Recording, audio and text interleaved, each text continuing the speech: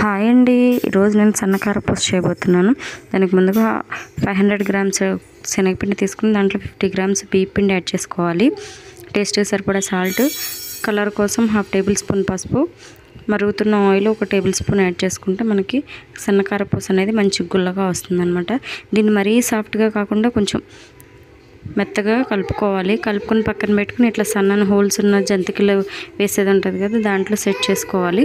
Set చేసుకుని stove on చేసి pan పెట్టుకుని దాంట్లో మన డీప్ ఫ్రైకి సరిపడా ఆయిల్ తీసుకుని దీన్ని మంచి రౌండ్ షేప్లో వచ్చేటట్టు ఒత్తుకోవాలన్నమాట. ఇది త్వరగానే ఫ్రై అయిపోతుంది. 2 సైడ్స్ మంచి కలర్ వచ్చేలాగా ఫ్రై చేసుకుని తీసేసుకోవడమే. చాలా ఈజీగా అయిపోతుంది. టేస్ట్ కూడా చాలా బాగుంటుంది. చూడండి, వంటింటి నా కష్టాలు సమ్మర్లో. ప్లీజ్ సబ్స్క్రైబ్ చేసుకోండి.